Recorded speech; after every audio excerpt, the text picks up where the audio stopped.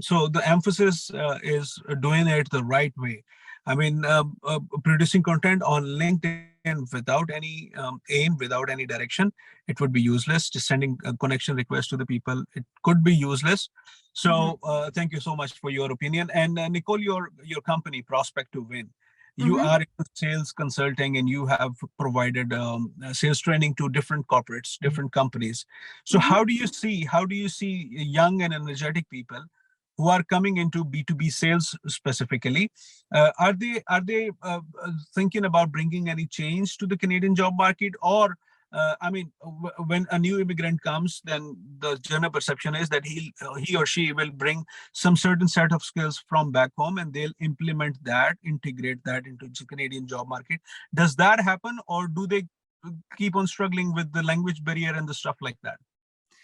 I hate to say it, but the language barrier is really a big one. That's a big one. So instead of thinking about what they can bring in, I would say focus on personality, right? That's what people like. They like personality. They like friendliness, warmth. That's what they respond to. Again, well, let's break it down. Women like that. Men are more practical in certain senses, more logical in certain senses, but it's still really good to have, again, back to the communication and back to how you present yourself, really take the time to get those interview skills intact. That is more powerful, I think, than all the other stuff when you're coming into Canada. Yeah. So since you've been giving a woman's perspective about personality, so let me add to that. I mean, in B2B business, I would only consider working with somebody who I trust. Yes. So trust is only built with a good personality. So, for example, if the person does not lie, if the person delivers what he always says, if a person always does what is expected to do, not below that, then that builds trust and that builds a relationship. And in B2B sales, it is very important. So, Nicole, last question. Your prospect to win. Do you have any plans in your mind where you can integrate that sales training for the corporates into providing trainings for the newcomers? I mean, for people like me, for people who are newly immigrating to Canada, can you develop a program for them where you can train them? Absolutely. Absolutely.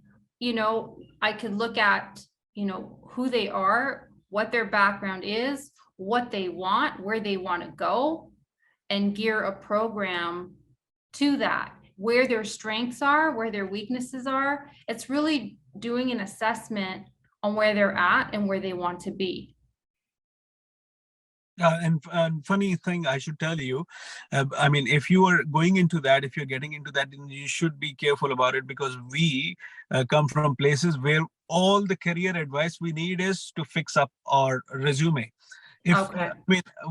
If we see career advice, we ask the person to fix the resume. The things that you just mentioned, thinking about what I would want to do, what my aspirations are, what my objectives are, that's nothing for us. So people will come to you and they'll say that, can you fix my resume? Can you look at my resume? That's important. But as you said, interview skills, communication skills, And these it's are the funny. skills. It's funny. Sorry, I didn't mean to cut you there. I just had to say this. On LinkedIn, I've had individuals do just that. Can you review my resume? Can you, tweak this? Can you check this out? They're more interested in that. And it's a really, really, really good point that you made. And I didn't even make that connection until you just said that. So you're right. That's not how it is. It's not the only thing here. It's your personality, or else it's like a numbers game. Well, a recruiter or someone in HR might look at that resume and just toss it, even though it's good stuff, right? There has to be more than that resume. There has to be a phone call. There has to be communication. There has to be a personality behind the resume, basically. Exactly. Thank you so much, Nicole.